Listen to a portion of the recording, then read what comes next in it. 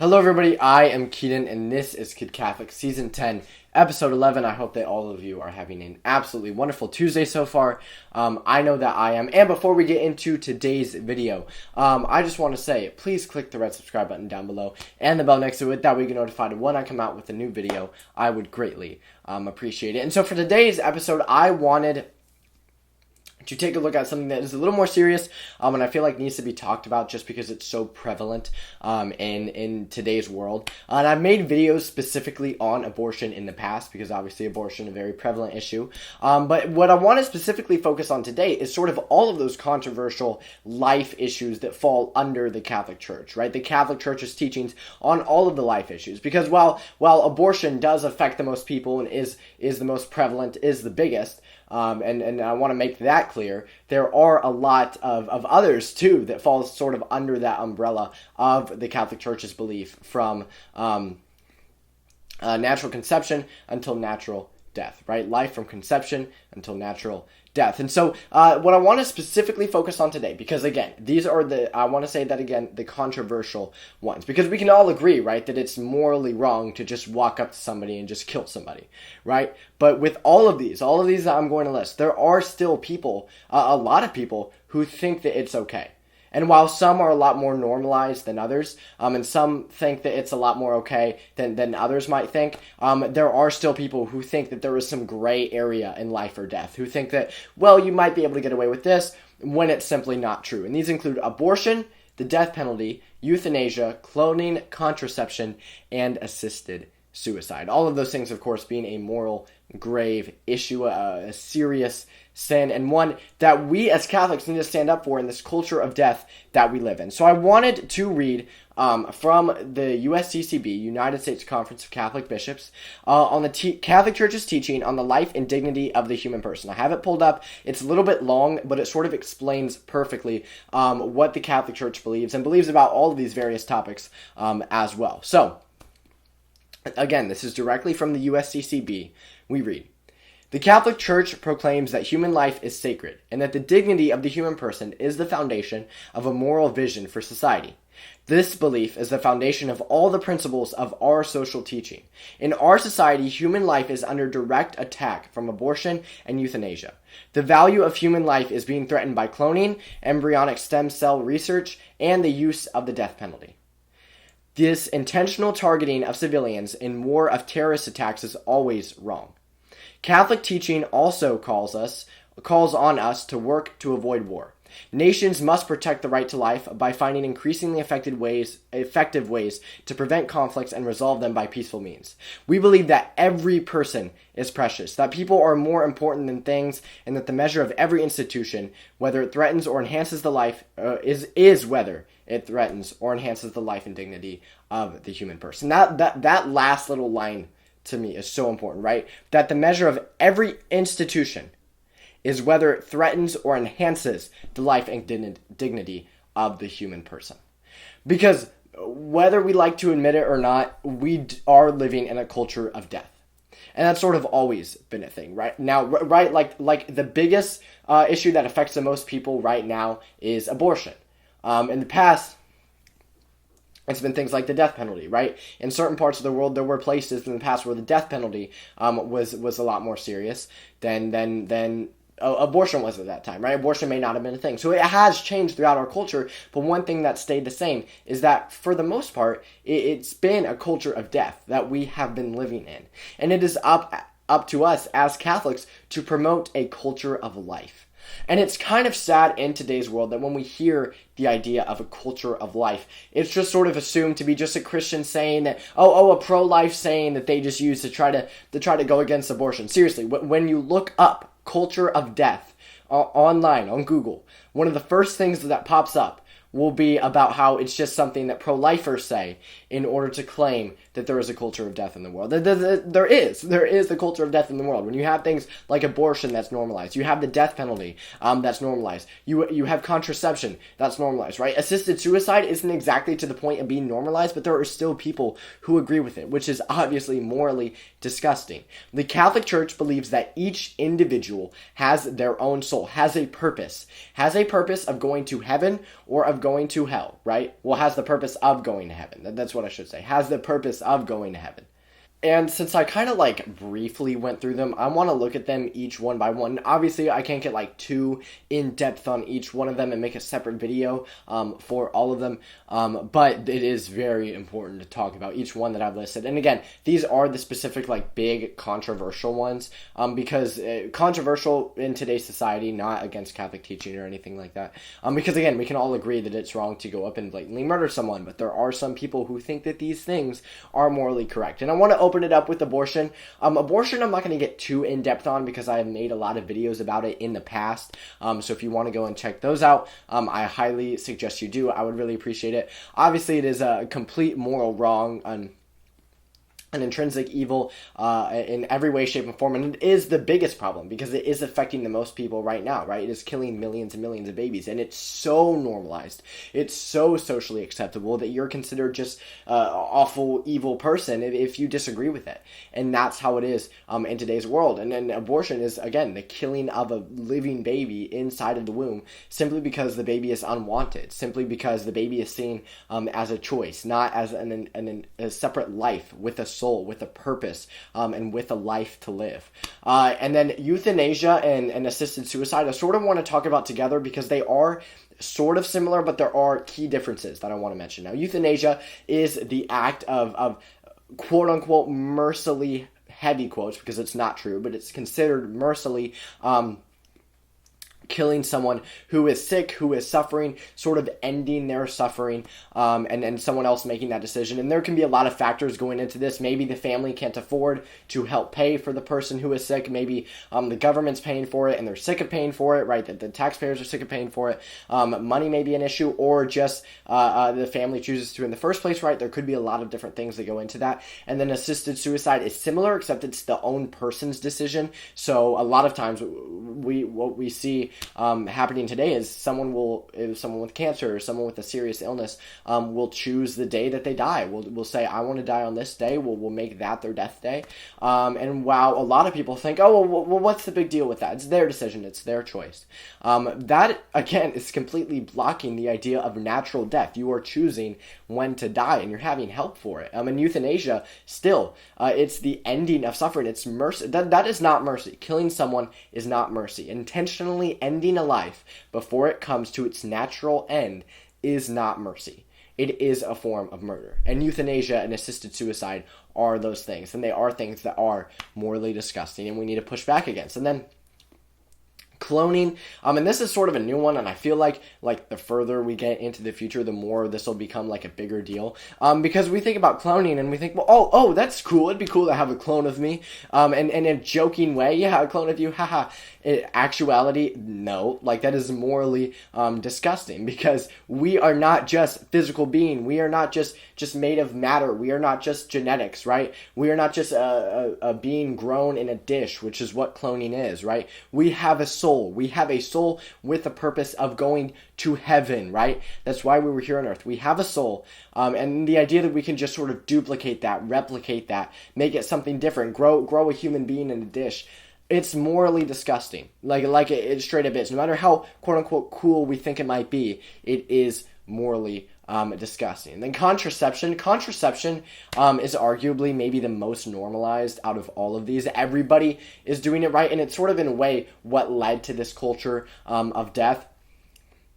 Because it is an act of playing God, right? Of putting yourself in God's spot, taking what God's intention, God's purpose for what pregnancy is, and preventing it. Saying, no, I'm going to stop it because I'm not ready right now. Or I'm going to play God and stop myself from having a baby. That is just morally disgusting. The sacrament of marriage is made for a beautiful thing. It's made to bring life into the world. And in order to sort of quote unquote get away with doing it beforehand, it's normalized to have contraception. And that is, of course, a moral evil. And then the last one that I want to touch on is the death penalty. Now, the death penalty is a little different.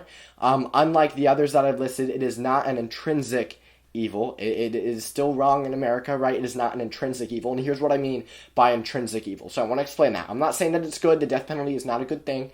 Obviously, as Catholics, we are very anti-death penalty. just like I am, right? What it means for something to be an intrinsic evil is it has to be bad all over the world, universally, right? In every place, at every time, it has to be a bad thing, which everything else I've listed on this list is.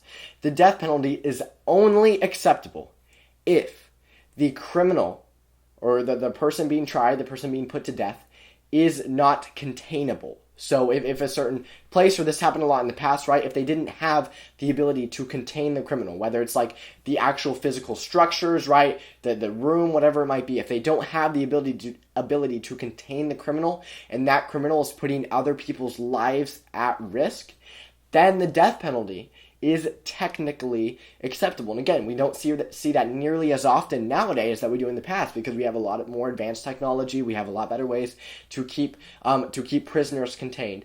But in America, where we are right now, 21st century America, we have the means to contain a criminal. We have the means to contain a dangerous criminal. And as a result, the death penalty is morally evil in America in the 21st century right now, right? It is evil. The death penalty is. I'm not trying to make any excuses for it. I just think that it is important to make that sort of side note, that there is only one case where that is acceptable. We don't see that nearly anymore, but as a result, you technically can't call it an intrinsic evil, because in order for it to be intrinsically evil, it has to be evil all over the world at every time. But again, in America, the death penalty, completely evil, because it is the ending of a life. God believes in unending mercy, and we are called to strive to be like Jesus. We are called to strive to achieve his mercy. And the death penalty is, again, if the criminal is containable, is completely going against that idea of mercy. We are offering no mercy ourselves for someone, and God has infinite mercy. And even though sometimes it's super hard to forgive, it is necessary. And so it is key to understand the sad reality of the death penalty that we need to try our best to eradicate in America. Each of us are called to go to heaven, no matter who we are, no matter where we come from, no matter who we get born into, right? What family we get born into. We are all called to go to heaven. And I want to make that clear. And so the Catholic Church does, with their social teaching of life, it's often called womb to tomb, right? Conception until natural death. Not until assisted suicide, not until the death penalty, none of this. Because those are evil, no matter what way you look at it. And I want to take a look right here in Scripture, when in Revelation it sort of talks about this idea of death, how we get rid of this culture of death. Because we can sit here and say all day, oh, I want to get rid of the culture of death, I want to push in a culture of life, which is what we Catholics should be striving for. But how do we do that? And I want to look right here in Revelation for the answer. So right here in Revelation 21:4, we read, "He will wipe every tear from their eyes, and death shall be no more. Neither shall there be mourning nor crying nor pain any more, for the former things have passed away." This, of course, in context, sort of talking about what happens at the end of days, right? But the reason that I chose it is this line right here. Death shall be no more. Any form of death, even natural death, right? The death that isn't a sin, the natural death, right? That will be no more through God at the end of days, right? It is God who has victory over death. Jesus Christ himself used death to go through it, to push against it. He used death to defeat death, right? When he made a sacrifice for us on the cross and rose again in 3 days. He used death to defeat death. Jesus is the champion of death, right? Jesus is victorious over it. And when we have a culture where death is so normalized, where death is something that sort of takes over our world, even people may not even realize it, right? They may not even realize that it's a culture of death. But when you have a culture where millions and millions of babies are being killed on a yearly basis, and it's not only legal but promoted, that is a culture of death. And then, of course, I've made videos on abortion on the past, but you have all of these other topics that fall under this too. All of these are morally wrong, and all of these need to be stood up against by us as Catholics. So how do we do that? Do exactly what Revelation says, through God.